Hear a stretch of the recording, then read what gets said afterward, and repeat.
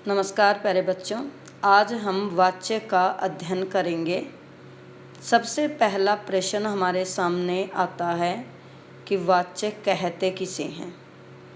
अर्थात वाच्य का जो शाब्दिक अर्थ है कि जो कथन कहा जाए, और वाच्य के द्वारा ही हमें यह पता चलता है कि वाक्य में कर्ता, कर्म या भाव में से किसकी प्रधानता है।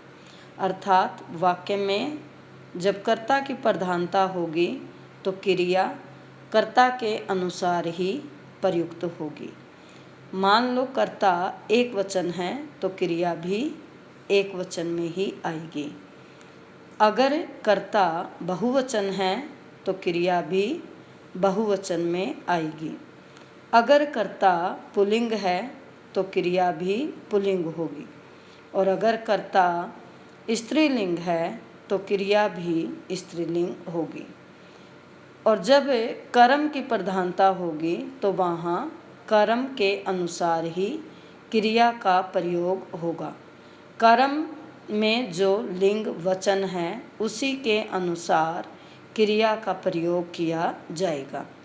और जब वाक्य में ना तो कर्ता की प्रधानता है और ना कर्म की प्रधानता है तो वहाँ क्रिया भाव के अनुसार होगी, अर्थात उस वाक्य में भाव की प्रधानता होगी। जैसे मान लो हम एक उदाहरण लेते हैं, हम कृष्ण जी की आराधना करते हैं, तो यहाँ कृष्ण जी की आराधना हम के अनुसार क्रिया का प्रयोग है। अब सबसे पहले परिभाषा ध्यान से समझें। वाच्य के द्वारा यह पता चलता है कि वाक्य में कर्ता, कर्म या भाव में से किसकी प्रधानता है। वाच्य शब्द संस्कृत की वच धातु से बना है, जिसका अर्थ होता है कहे जाने योग्य अथवा बताने योग्य।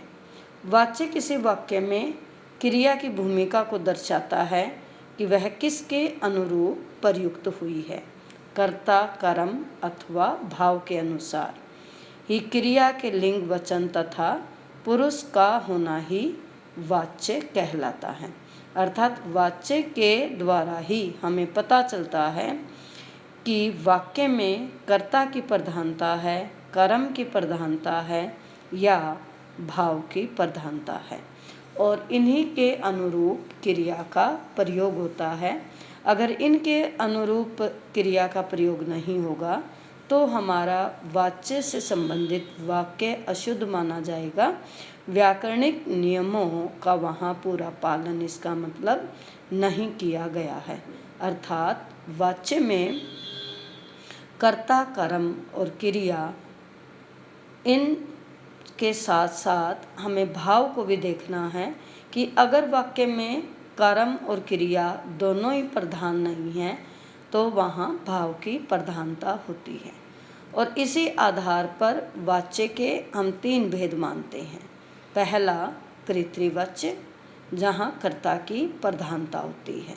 जैसे तुम बाग में घूमते रहते हो, तो यहाँ तुम कर्ता है, एक वचन है और पुल्लिंग है, तो उसी के अनुसार क्रिया का प्रयोग हुआ है, घूमते रहते हो। दूसरा है कर्मवाच्य। कर्मवाच्य में कर्म की प्रधानता होती है और कर्म के अनुसार ही क्रिया का प्रयोग किया जाता है। जैसे तुम्हारे द्वारा बाग से फल तोड़े जाते हैं, तो यहाँ फल के अनुसार ही क्रिया का प्रयोग हुआ है। और तीसरा भेद है भाववाच्य।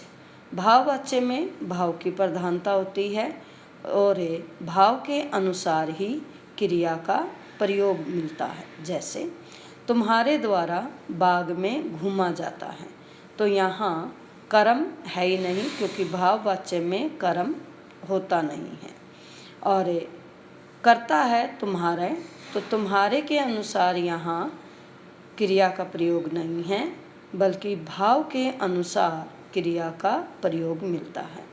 तो हमें यही वाच्य से पता चलता है कि वाक्य में कर्ता की प्रधानता है, कर्म की प्रधानता है या भाव की प्रधानता है, और यही जानने के लिए वाच्य का अध्ययन किया जाता है।